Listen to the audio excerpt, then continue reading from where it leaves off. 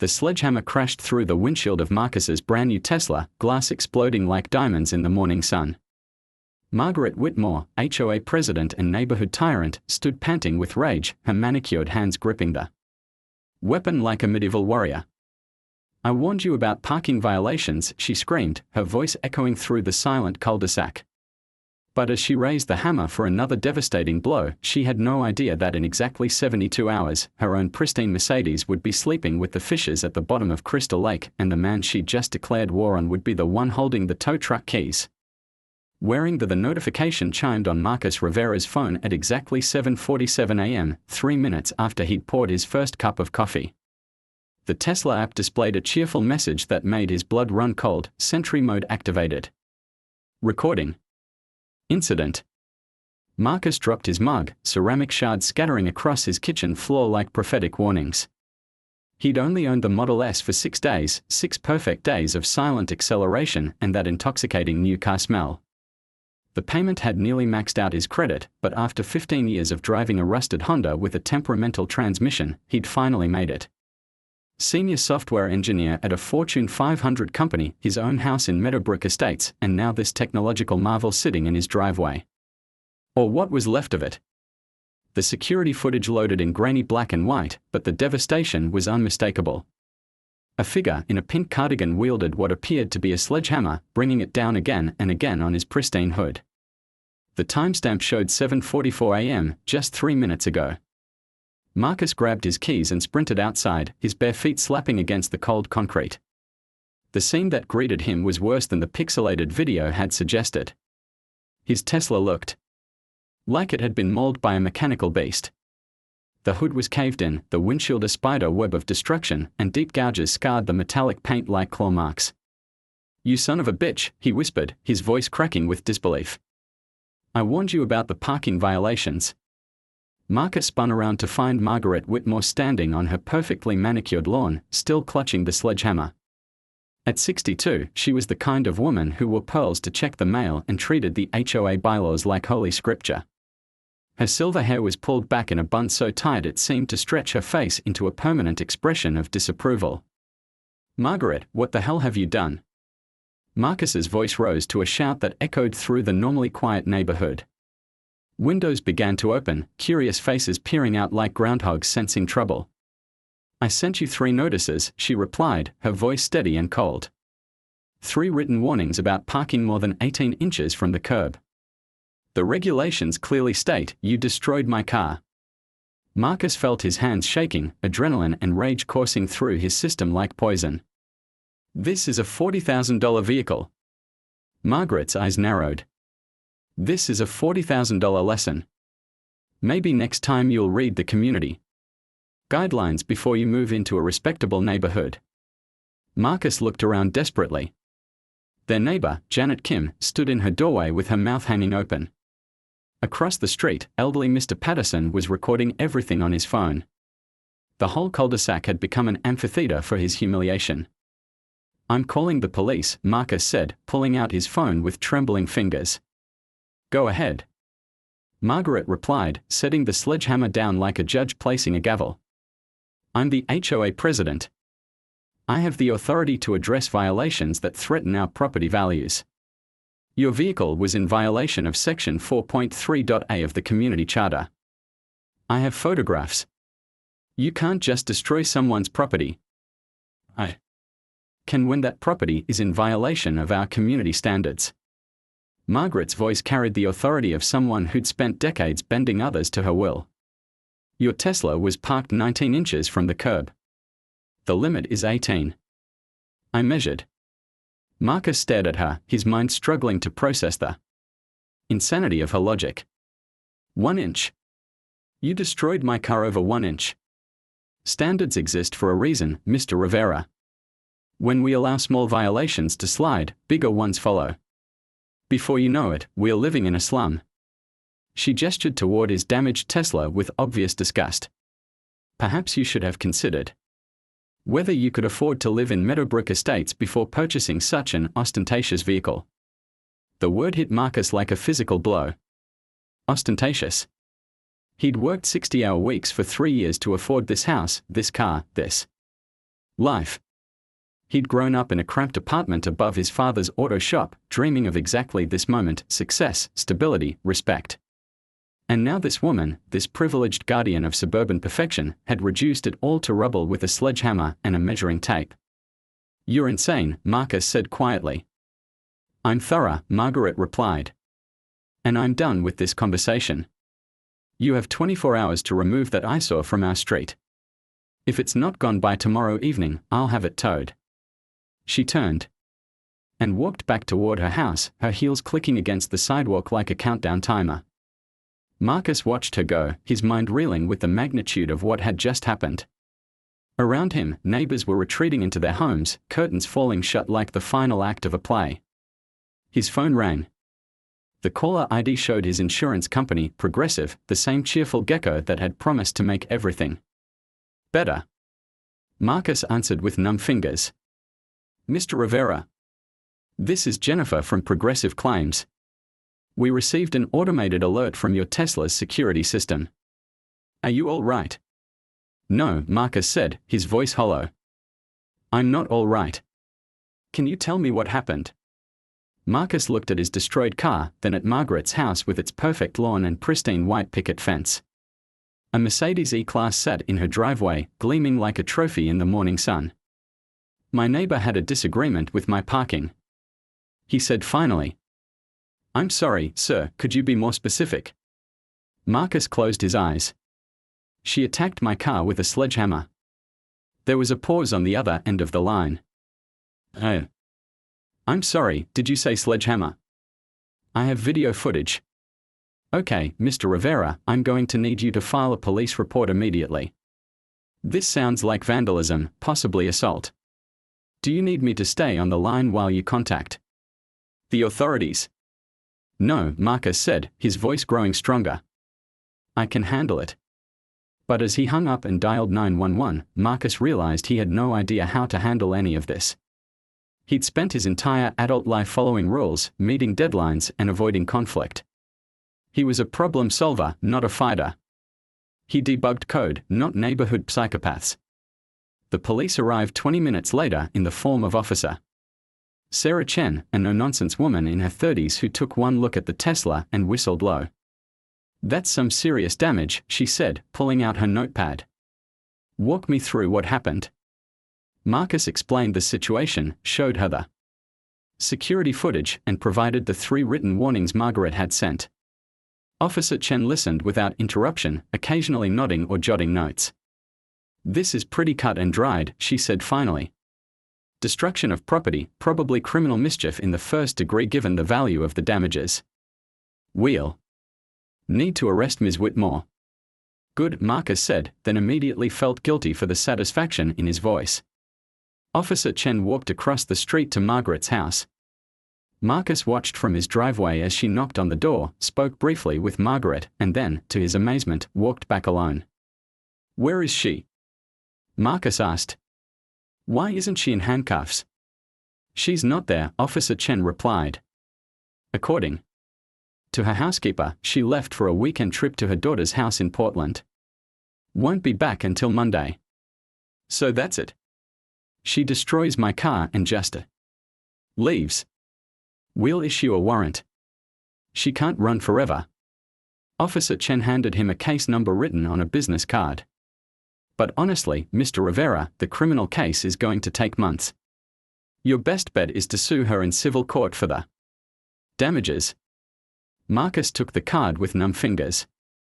"How long will that take?" "Could be years. HOA disputes get complicated, especially when the defendant has resources." Officer Chen glanced at Margaret's house with its perfect landscaping and expensive cars. People like that usually have good lawyers. After Officer Chen left, Marcus sat on his front steps and stared at his ruined Tesla. The morning sun had climbed higher, casting harsh shadows that made the damage look even worse. His phone buzzed constantly, text messages from coworkers who'd heard about the incident through the neighborhood gossip network, calls from his insurance adjuster, emails from his mortgage company asking about the disturbance report filed with the local police. His perfect life was unraveling, one notification at a time. The tow truck arrived at 3:30 p.m., its diesel engine rumbling like a mechanical dragon. The driver, a weathered man named Pete, shook his head as he surveyed the damage. 23 years in this business, Pete said, and I've never seen anything like this. What did you do, sleep with her husband? I parked too close to the curb, Marcus replied. Pete looked at him for a long moment, then burst out laughing. Jesus Christ, suburbs are weird. As the Tesla was loaded onto the flatbed, Marcus felt something die inside him. It wasn't just the car, it was the symbol of everything. Marcus Rivera had always believed in the power of information. In his 15 years as a software engineer, he'd learned that every system had vulnerabilities, you just had to know where to look. As he sat in his home office Monday morning, surrounded by legal documents and insurance forms, he realized Margaret Whitmore was no different than a badly coded program. She had exploits, and he was going to find them. The first call came from his old college roommate, Danny Kozlov, now a private investigator in Seattle. Danny's voice carried the same cocky confidence it had 20 years ago when he'd helped Marcus hack into the university's grade system to change a failing mark in organic chemistry. You want me to dig up dirt on a suburban HOA president? Danny laughed. Marcus, this is either the most boring case I've ever taken or the most interesting. There's no middle ground with people like that. I need to know everything, Marcus said, his voice steady despite the caffeine tremor in his hands. Financial records, legal history, personal relationships. Everything. This is going to cost you. Deep background checks aren't cheap. Money isn't an issue. Marcus looked at his bank account on his laptop screen. His savings had taken a hit from the Tesla situation, but he still had enough left for what he needed. I want to know who Margaret Whitmore really is. Give me 72 hours, Danny said. And Marcus, be careful. People who destroy other people's property over parking violations aren't playing with a full deck. The second call was to Amanda Chen, a civil rights attorney he'd met at a tech conference 2 years ago. Amanda specialized in HOA abuse cases. And her voice hardened when Marcus described what had happened. This is exactly the kind of case that makes me hate suburbs, she said. HOAs are just legal frameworks for petty tyrants. How much damage are we talking about? $40,000 in vehicle damage, plus my deductible, plus the gap in my car loan. Call it $50,000 total. Jesus. Over 1 inch of parking violation. She measured it. Amanda was quiet for a moment. Marcus, I have to ask, are you sure you want to go down this road? Margaret Whitmore has been HOA president for 12 years. She's got connections, money, and probably a law firm on retainer. This could get ugly. It's already ugly, Marcus replied. The question is whether I'm going to let her get away with it. All right. I'll draft a demand letter today. Sometimes the threat of litigation is enough to make people reasonable. But as Marcus hung up, he knew Margaret Whitmore wasn't going to be reasonable. Reasonable people didn't attack cars with sledgehammers. Reasonable people didn't destroy someone's life over 18 inches of asphalt. The third call was the most important one, and it went to Tommy Castellano, a guy Marcus had known since high school. Tommy owned Castellano Towing and Recovery, a 24-hour operation that handled everything from accident cleanup to repo work. They'd stayed in touch over the years, and Tommy owed Marcus a favor from when Marcus had built his company's website for free. You want to do what? Tommy's voice was incredulous. I want to know if it's possible, Marcus said carefully. Hypothetically. Hypothetically, you're talking about a felony. Grand theft auto, maybe destruction of property. You could go to prison. Hypothetically, what if the car was legally towed for legitimate violations? Tommy was quiet for a long moment. You'd need proper documentation. Legitimate authority. And you'd need to know exactly what you were doing. What kind of documentation? HOA enforcement orders, violation notices, authorization from the board. The kind of paperwork that would hold up in court if someone challenged it. Marcus felt his pulse quicken. And if someone had that paperwork? Then hypothetically, they could tow any vehicle they wanted as long as they followed proper procedures. Tommy's voice carried a note of warning. But Marcus, this isn't debugging code. If you screw this up, you're not just losing your job. You're losing your life. I understand. Do you? Because the Marcus Rivera I know doesn't take risks like this. You're the guy who reads the manual twice before assembling IKEA furniture. Marcus looked out his window at the empty driveway where his Tesla used to sit. Maybe that Marcus Rivera got his car smashed with a sledgehammer. By Tuesday afternoon, the information was flowing in. Amanda's demand letter had been sent via certified mail, and Marcus had received a response within hours. Not from Margaret herself, but from Whitmore, Hayes and Associates, a law firm that specialized in HOA litigation. The letter was cold, professional, and utterly dismissive. It claimed that Margaret had acted within her authority as HOA president to address a legitimate community violation. It cited Section 4.3.a of the Community Charter, the same regulation Margaret had mentioned while standing over his destroyed car. Most infuriatingly, it suggested that Marcus's own negligence in parking improperly had precipitated the incident. They are saying it's your fault, Amanda explained over the phone. Classic victim blaming. They are going to argue that you knowingly violated the parking regulations despite repeated warnings. And that gives her the right to destroy my property. Of course not. But they are trying to establish contributory negligence. If they can prove you were partly at fault, they can reduce her liability. Marcus felt his anger building again. So she attacks my car with a sledgehammer, and somehow I'm the one who's responsible. Welcome to civil litigation, Amanda said dryly. But don't worry. We've got video evidence, witness statements, and a clear case of disproportionate response. The problem is going to be getting Margaret to pay up. People like her don't write checks without a fight.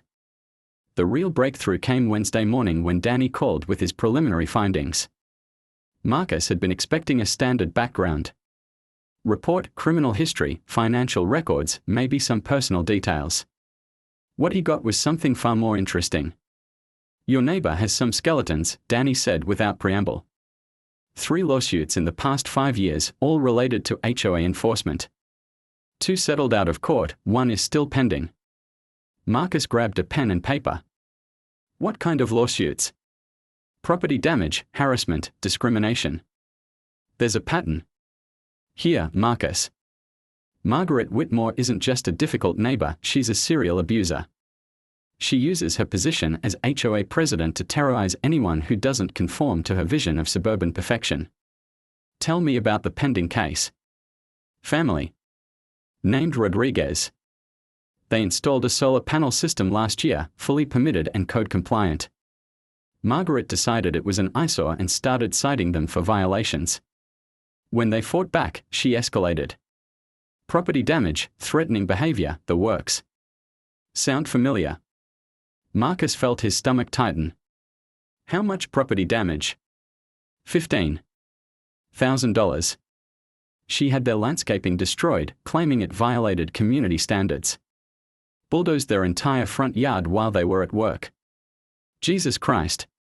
It gets worse. The Rodriguez family is Hispanic, and they are alleging discrimination. They've got emails from Margaret referring to certain types of people who don't understand community standards.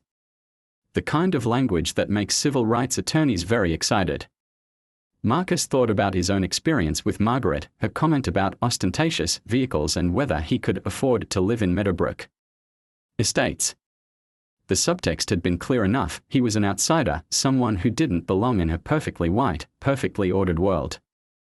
What about her finances? Marcus asked. That's where it gets really interesting.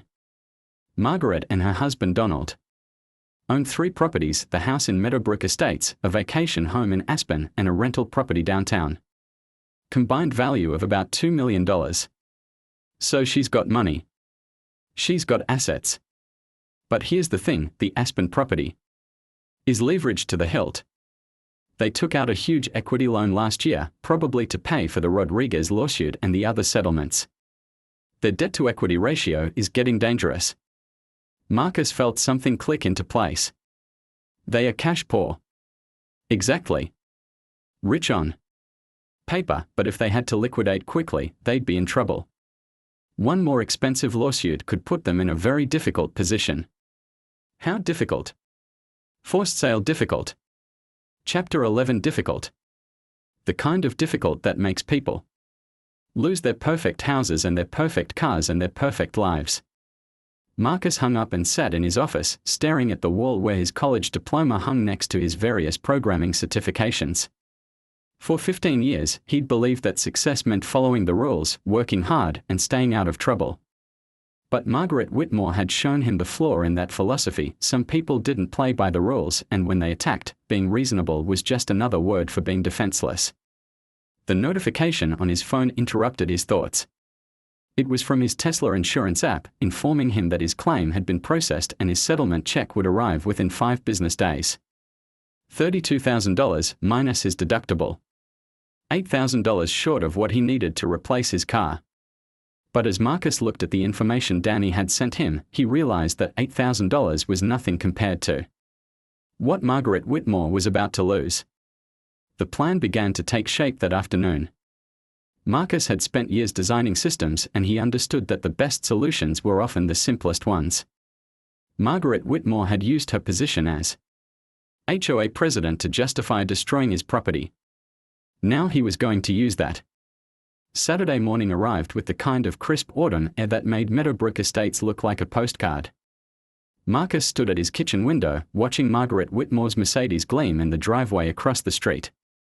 She'd returned from Portland the night before, and her house had been blazing with lights until well past midnight, probably catching up on HOA business and plotting her next campaign of neighborhood terrorism. The irony wasn't lost on him. In less than 24 hours, that same Mercedes would be resting on the bottom of Crystal Lake, and Margaret would finally understand what it felt like to have something precious destroyed by someone else's arbitrary judgment. Marcus had spent the early morning hours making final preparations. The violation notices were printed on official HOA letterhead, complete with Margaret's own signature forged with the help of samples from the board meeting minutes. The towing authorization forms looked authentic enough to fool anyone who wasn't an expert in municipal law. Most importantly, he'd created a paper trail that would make the whole operation appear legitimate, at least at first glance. The beauty of the plan was its simplicity. Margaret had spent years using bureaucracy as a weapon, hiding behind official procedures and regulatory authority. Now Marcus was going to use that same system against her, turning her own methods into the instrument of her destruction. At 10:30 a.m., Marcus walked across the street and placed the violation notice under Margaret's windshield wiper. The document was a masterpiece of petty bureaucracy, citing Section 7.2.b of the Community Charter for excessive vehicular ostentation and a failure to maintain community aesthetic standards. It gave her 24 hours to remove the vehicle or face immediate corrective action. Marcus had borrowed Margaret's own language from the Rodriguez case files, using her words against her. If she bothered to read the fine print, she'd find references to certain types of vehicles that didn't conform to neighborhood standards, a direct echo of her own discriminatory language. But Margaret Whitmore didn't read the fine print. She read the headline, and the headline made her furious. Marcus was back in his house, watching through his blinds, when Margaret discovered the notice. She stood in her driveway for a full minute, reading and rereading the document with growing disbelief. Her face went through a spectrum of emotions, confusion, anger, and finally a kind of nuclear rage that Marcus had seen once before, right before she'd attacked his Tesla. Margaret stormed across the street and pounded on his front door with enough force to rattle the windows. Marcus took his time answering, letting her fury build to a crescendo. "What the hell is this?" she demanded, waving the violation notice like a weapon. Her face was flushed red, and her usually perfect hair was disheveled from her frantic march across the street. "It's a violation notice," Marcus replied calmly. Section 7.2.b of the Community Charter. Your vehicle is in violation of neighborhood aesthetic standards. This is ridiculous. I'm the HOA president. I don't get violation notices. Actually, according to the charter, all residents are subject to the same community standards. Being president doesn't exempt you from the rules. Marcus had memorized the relevant sections of the HOA bylaws, knowing this moment would come. Margaret's eyes narrowed. You can't be serious. This is harassment. I'm simply enforcing community standards, Marcus said, using her own words from the morning she'd destroyed his car. Your Mercedes is an ostentatious display of wealth that threatens our property values. I have photographs. You're insane. I'm thorough. Marcus closed the door in her face, leaving her standing on his porch with her mouth hanging open. The next few hours were a masterclass in escalation. Margaret made a series of increasingly frantic phone calls, her voice carrying across the street whenever she stepped outside. Marcus caught fragments of her conversations, angry demands to her lawyers, heated arguments with other board members, desperate attempts to find some regulation that would protect her from her own system. At 2 p.m., Margaret's lawyer arrived. Richard Hayes was a thin, nervous man in an expensive suit who looked like he'd rather be anywhere else. Marcus watched from his window as Hayes examined the violation notice, took photographs of the Mercedes, and engaged in what appeared to be a heated discussion with his client. The conversation lasted 20 minutes, and when it ended, Hayes was shaking his head. He handed Margaret a business card, said something that made her face go pale, and walked back to his own car. Before driving away, he paused to look at Marcus's house with an expression of professional concern. Marcus's phone rang 5 minutes later. This is Richard Hayes from Whitmore, Hayes and Associates, the lawyer said without preamble. I think we need to talk. About what? About the harassment campaign you're conducting against my client. The false violation notices, the manufactured HOA violations, the obvious retaliation for a legitimate enforcement action. Marcus felt his pulse quicken, but kept his voice steady. I'm not sure what you mean. I'm simply following the same enforcement procedures that Mrs. Whitmore has used for years. Mr. Rivera, I'm going to be frank with you. What you're doing is illegal. Impersonating an HOA official, filing false documents, harassment, these are serious crimes. If you continue this behavior, I'll have no choice but to involve law enforcement. I'm not impersonating anyone. I'm a member of the HOA board. There was a pause on the other end of the line. Excuse me. I was appointed to fill the vacant position left by Robert Chen's resignation last month. The appointment was approved by emergency vote under Section 3.4.a of the Charter. I have the documentation if you'd like to see it. It was a lie, but a carefully constructed one. Robert Chen had indeed resigned from the board, and there was a provision for emergency appointments. Marcus had forged the necessary paperwork and backdated it to make the appointment appear legitimate. By the time anyone discovered the deception, Margaret's Mercedes would be sleeping with the fishes. I'll need to verify that information, Hayes said, his confidence wavering. Of course. In the meantime, Mrs. Whitmore has until midnight to remove her vehicle or face corrective action. I'm sure she understands the importance of following proper procedures. Marcus hung up and immediately called Danny Kozlov. I need you to do something for me, Marcus said. Tonight, around 11 p.m., I need you to call Richard Hayes and keep him on the phone for at least 30 minutes. Tell him you're a process server trying to deliver papers to one of his clients. Make it complicated. What are you up to, Marcus? I'm following through on a promise. This is about the Mercedes, isn't it? Marcus looked out his window at Margaret's house. The lights were on in every room, and he could see her pacing back and forth in her living room like a caged animal. Among other things. Jesus Christ. You're really going to do it? She destroyed my life over 1 inch of parking space. I'm just returning the favor. Danny was quiet for a moment. All right. But Marcus. After tonight, we're even. I don't want any part of whatever comes next. Understood. The afternoon dragged by with agonizing slowness. Marcus tried to distract himself with work, but found himself constantly checking his watch and looking out the window at Margaret's house. She'd made several trips to her car, each time examining the violation notice and taking photographs. At one point, she'd even pulled out a measuring tape and documented the distance between her Mercedes and the curb, as if precision could somehow protect her from the arbitrary justice she'd spent years dispensing. At 6 p.m., Marcus called Tommy Castellano.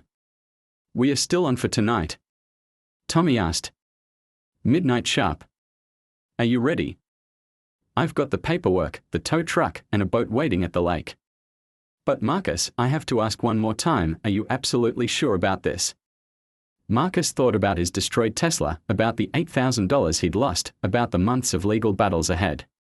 He thought about the Rodriguez family and their bulldozed landscaping, about all the other residents who'd been terrorized by Margaret's arbitrary enforcement of arbitrary rules.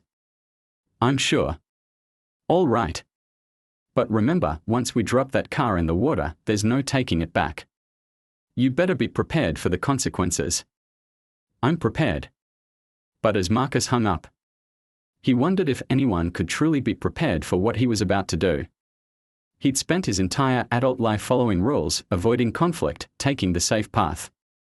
Tonight, he was going to commit a felony that would make headlines and probably land him in prison. The strange thing was, he felt more alive than he had in years. At 8 p.m., Marcus ordered pizza and sat down to eat what might be his last meal as a free man. The food tasted like cardboard, but he forced himself to eat anyway. He needed to maintain his strength for what was coming. At 9 p.m., he called his sister Elena in California. "Marcus. It's late. Is everything okay? I wanted to hear your voice," he said. "And to tell you that I love you. You're scaring me." "What's wrong?" "Nothing's wrong. I wanted you to know that whatever happens, I'm proud of the life I've built. I'm proud of who I've become." "Marcus, you're talking like you're dying. Are you sick?" "I'm fine. I just wanted to say goodbye." "Goodbye." "Marcus, what are you?" He hung up before she could finish the question. Elena would understand eventually when she saw the news reports and read about what her brother had done. The sound that woke Marcus at 6:43 a.m. was unlike anything he'd ever heard before, a primal scream of rage and disbelief that cut through the morning air like a serrated blade. He'd been expecting it, but the raw fury in Margaret Whitmore's voice still sent a chill down his spine. Marcus rolled out of bed and went to his window. Across the street, Margaret stood in her empty driveway wearing a pink bathrobe and fuzzy slippers, her perfect hair disheveled from sleep.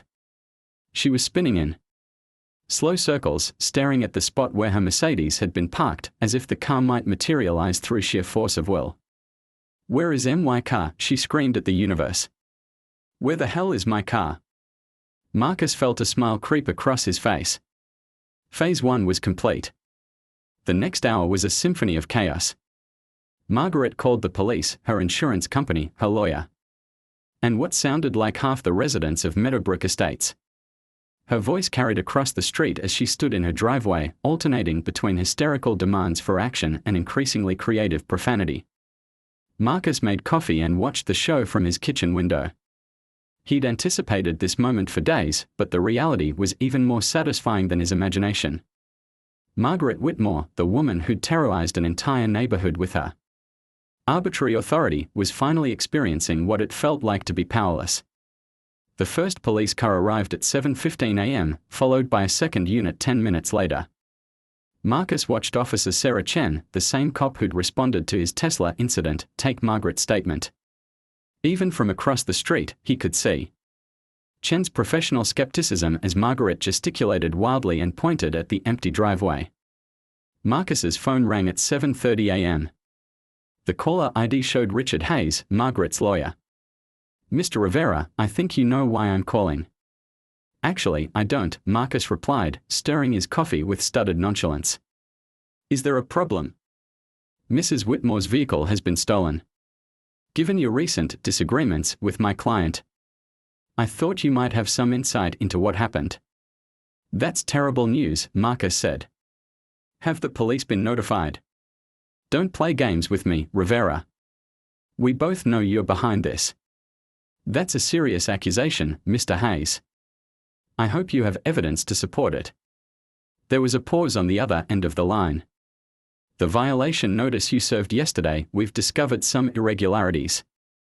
Marcus felt his pulse quicken, but kept his voice steady.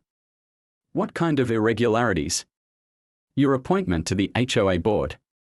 We can't find any record of it in the official minutes. Emergency appointments don't always make it into the minutes immediately, Marcus replied. There's a processing delay built into the system. We'll see about that. In the meantime, I'm advising you not to leave town. The police will want to speak with you. I'll be happy to cooperate with any investigation, Marcus said. Have a good day, Mr. Hayes. Marcus hung up and immediately called Danny Kozlov. Please tell me you covered your tracks, Danny said without preamble. As well as I could. But they are going to figure out the board appointment was fake eventually. How long do we have? Maybe a day, maybe less. Hayes is smart and is motivated. What about the towing company? Can they trace it back to you? Marcus thought about Tommy Castellano and their years of friendship. Tommy will keep his mouth shut. But if they really dig into his records, they'll find the connection. Marcus, you need to think about getting a lawyer. A real one, not your civil attorney. Someone who handles criminal cases. Oh no. And Marcus, whatever you do, don't talk to the police without representation. They are going to come at you hard, especially once they realize what you've done. After hanging up, Marcus sat in his kitchen and contemplated his situation.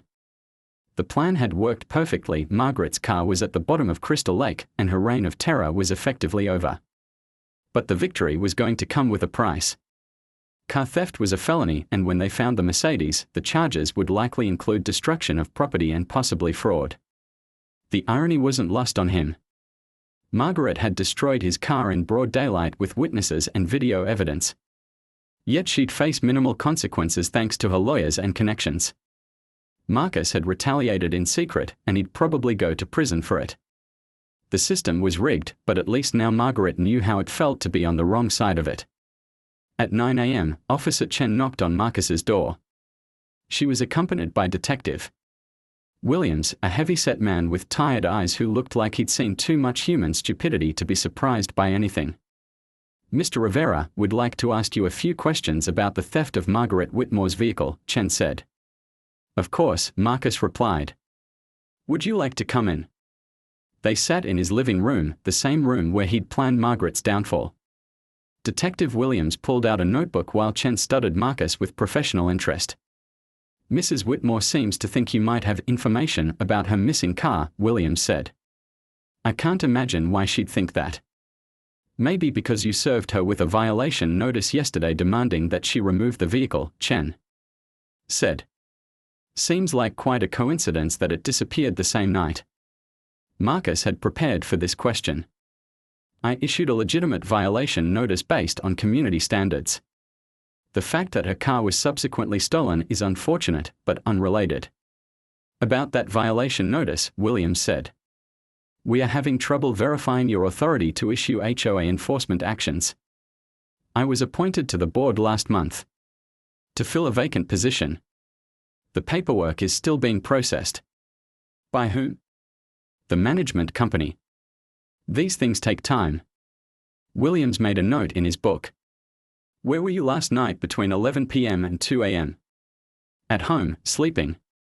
Can anyone verify that? I live alone. Chen leaned forward. Mr. Rivera, I'm going to be frank with you. Mrs. Whitmore has accused you of harassment, filing false documents, and now theft. These are serious charges. Mrs. Whitmore destroyed my car with a sledgehammer, Marcus replied. Perhaps her definition of harassment is different from mine. Two wrongs don't make a right, Williams said. I haven't done anything wrong. I issued a violation notice based on legitimate community standards, and I was home sleeping when her car was stolen. If she has evidence to the contrary, I'd like to see it. The detectives exchanged glances. They had suspicions but no proof, and Marcus's story was plausible enough to create reasonable doubt. For now. We'll be in touch, Williams said as they stood to leave. And Mr. Rivera? Don't leave town. After they left, Marcus called Amanda Chen, his civil attorney. "I need a referral," he said. "Criminal defense and the best you know." "Jesus, Marcus, what have you done?" "Nothing I can prove." "That's not an answer." "It's the only answer I can give you right now." Amanda was quiet for a moment. "There's a guy named David Kim. Former prosecutor, now does white-collar defense. He's expensive but he's good." "How expensive?" $50,000 for a felony case, maybe more. Marcus felt his stomach drop.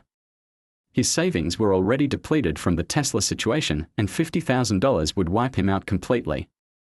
But the alternative was prison, and prison would cost him everything anyway. "Set up a meeting," he said. The rest of Sunday passed in a surreal haze. Marcus watched from his window as a steady stream of visitors arrived at Margaret's house: police officers, insurance investigators, board members, and neighbors offering sympathy. Margaret held court in her living room like a wounded general, no doubt spinning tales of persecution and victimization. The local news arrived at 3 p.m. Marcus watched a reporter interview Margaret on her front lawn, her face a mask of righteous indignation as she described the reign of terror being conducted against law-abiding citizens. She managed to work in references to property values, community standards, and the importance of law and order. "This is clearly retaliation for my legitimate enforcement of community regulations," Margaret told the camera. "Certain individuals in this neighborhood seem to think they are above the rules that the rest of us live by." Marcus turned off the TV in disgust. Even now, even as the victim of a crime, Margaret couldn't resist portraying herself as the defender of suburban virtue. She was a master manipulator, and the media was eating it up. At 5 p.m., Marcus received a text message from an unknown number: "We need to talk. Crystal Lake boat ramp. 1 hour. Come alone." Marcus stared at the message, his mind racing. Someone knew about the lake. But who? Tommy wouldn't betray him, and no one else knew about the plan. Unless someone had seen them. Marcus drove to Crystal Lake with a growing sense of dread.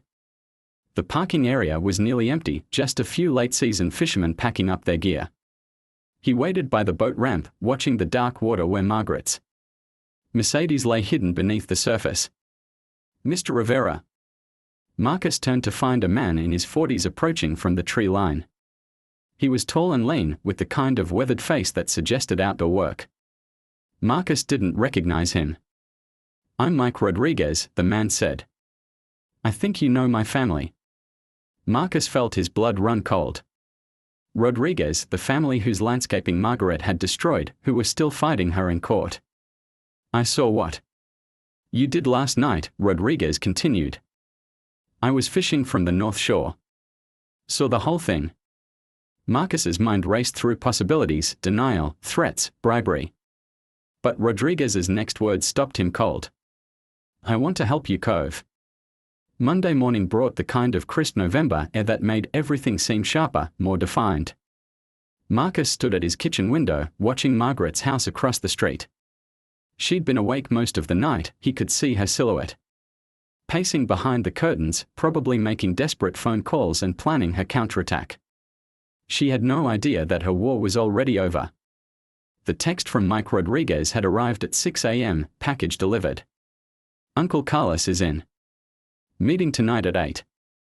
The package was $50,000 in cash, enough to hire David Kim and fund the legal assault that would destroy Margaret's financial empire. Carlos Rodriguez owned the largest Hispanic construction company in the state, and he'd been fighting HOA discrimination for decades. Now he had a weapon pointed directly at Margaret's heart. Marcus's phone buzzed with another message, this one from Danny Kozlov: "Found the smoking gun. Check your email." The attachment was a PDF document that made Marcus's pulse race. It was an internal memo from Margaret's law firm, dated 3 months ago, discussing her financial situation. The language was clinical, but the message was clear. Margaret and her husband were drowning in debt, using equity loans to pay legal settlements, and teetering on the edge of bankruptcy. But the most damaging information was in the final paragraph. The memo referenced Margaret's pattern of discriminatory enforcement actions and warned that continuing such behavior could result in catastrophic liability under federal civil rights laws. Her own lawyers had told her to stop targeting minority residents, and she'd ignored them. It was the evidence Marcus needed to destroy her completely. At 9 a.m., Marcus met with David Kim at his downtown law office. Kim was a compact man in his 50s with the predatory intensity of a shark sensing blood in the water. He reviewed the documents Marcus had brought, the HOA records, Margaret's history of abuse, the financial information from Danny's investigation, with growing excitement. "This is beautiful," Kim said finally. "Margaret Whitmore isn't just a neighborhood bully, she's a civil rights violation waiting to happen. We can destroy her under Section 1983, maybe add some RICO charges if we can prove conspiracy." "How long will it take?" "Normally, years. But with this evidence and the right pressure, we could have her in settlement negotiations within weeks." Kim leaned back in his chair. "There's just one problem." "What?" "You're about to be arrested for stealing her car. It's hard to play the victim when you're facing felony charges." Marcus had been expecting this. What if the car charges disappeared? Disappeared how? What if the police couldn't prove who took it? What if the evidence was inconclusive? Kim studied him carefully. "Mr. Rivera, I'm going to pretend I didn't hear that. But hypothetically, if the criminal charges went away, we could move forward with a civil rights lawsuit that would bankrupt Margaret Whitmore and everyone associated with her. Hypothetically, how much could we recover? Punitive damages under civil rights laws have no cap. We are talking millions, potentially tens of millions. Enough to seize her house, her assets, everything." Marcus felt a cold satisfaction settle in his chest. "Let's do it." After leaving Kim's office, Marcus drove to Crystal Lake. The parking area was nearly empty, just a few maintenance workers winterizing the boat ramp. He walked to the water's edge and stared at the spot where Margaret's Mercedes lay hidden beneath the dark surface. The car was evidence. As long as it remained at the bottom of the lake, the police couldn't prove who had taken it or how it had gotten there. But eventually, someone would find it, a diver, a fisherman, maybe even a routine lake survey. When that happened, the forensic evidence would point straight back to Tommy's tow truck and ultimately to Marcus himself. Unless the evidence was destroyed first. Marcus pulled out his phone and called Tommy Castellano. "We have a problem," Marcus said. "They are getting close." "How close?" "Detective Williams called this morning. They've subpoenaed towing records from every company in the county. You're on the list." Tommy was quiet for a long moment. "My records are clean. I didn't log the job, didn't bill anyone. There's no paper trail." "What about the truck?" "GPS records, mileage logs. Disabled the GPS for the night. Mileage might be a problem." Marcus felt his stomach tighten. "How big a problem?" "Big enough. If they really dig into the numbers, they'll find the discrepancy. Then we need to muddy the waters." "What do you mean?" Marcus looked out at the lake, at the perfect surface that concealed so many secrets. "I mean, we need to give them a different story. Something that explains the missing car without pointing back to us." "Like what?" "Like Margaret's Mercedes wasn't stolen, it was repossessed." The plan that emerged over the next several hours was elegant in its simplicity. Carlos Rodriguez owned a legitimate repo company as a subsidiary of his construction business. With the right paperwork, Margaret's Mercedes could have been legally repossessed for unpaid debts. The fact that the car was now at the bottom of Crystal Lake would be explained as an accident during transport. The driver swerved to avoid a deer, the trailer jackknifed, and the Mercedes ended up in the water. It was plausible, verifiable, and completely false. But it would muddy the waters long enough for Marcus to destroy Margaret through the courts instead of the criminal justice system. The hardest part was forging the repo paperwork. Marcus spent Monday afternoon creating fake loan documents, delinquency notices, and repossession orders. The forgeries were good enough to fool a casual inspection, and by the time anyone discovered they were fake, Margaret would be bankrupt and the criminal charges would be irrelevant. At 6 p.m., Carlos Rodriguez arrived at Marcus's house with two of his employees, a repo agent named Luis and a tow truck driver named Miguel. They looked like the kind of men who'd spent their lives dealing with people like Margaret Whitmore, and their eyes held the same cold anger that Marcus had been nurturing for weeks. "This woman destroyed my nephew's family," Carlos said without preamble. "Made their lives hell for 2 years. Time to return the favor." "Are you sure about this?" Marcus asked. "If we get caught, we won't get caught," Luis interrupted. "I've been doing repo work for 15 years. I know how to make this look legitimate." They spent an hour reviewing the plan, coordinating their stories, and preparing the false documentation. By 7 p.m., everything was in place. Luis would file the repo report with the police, claiming that Margaret's Mercedes had been legally repossessed for unpaid debts and accidentally lost during transport. Miguel would provide corroborating testimony as the driver involved in the accident. It wasn't perfect, but it didn't have to be. It just had to create enough reasonable doubt to keep Marcus out of prison while his lawyers destroyed Margaret in civil court. At 8 p.m., Marcus's doorbell rang. He opened it to find Detective Williams and two uniformed officers standing on his porch, their faces grim with professional determination. "Marcus Rivera, you're under arrest for grand theft auto and conspiracy to commit fraud," Williams said, pulling out his handcuffs. "You have the right to remain silent." Marcus felt a strange sense of calm as the cuffs clicked around his wrists. He'd been expecting this moment, had prepared for it. As they led him to the patrol car, he looked across the street at Margaret's house. She was standing at her front window, watching his arrest with obvious satisfaction. "Enjoy it while you can," Marcus thought. "In 24 hours, your world is going to collapse." The booking process took 3 hours.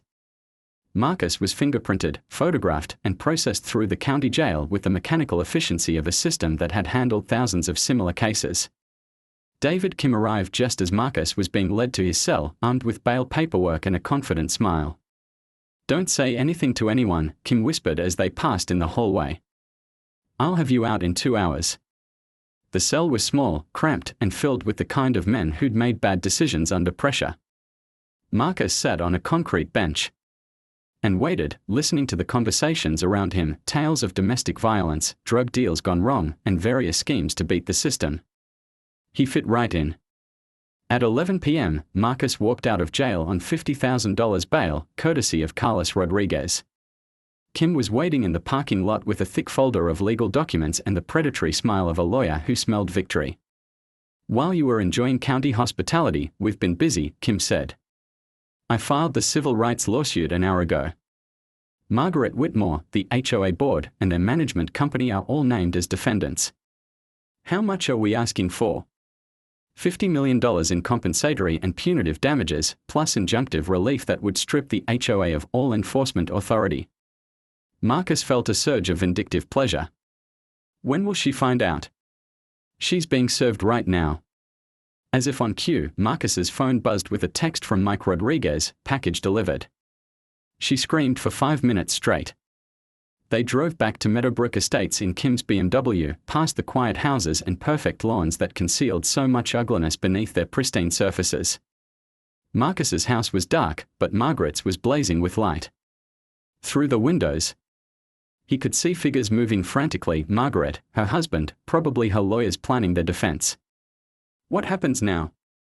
Marcus asked. "Now we bleed her dry," Kim replied. "Discovery requests, depositions, expert witnesses. Ever."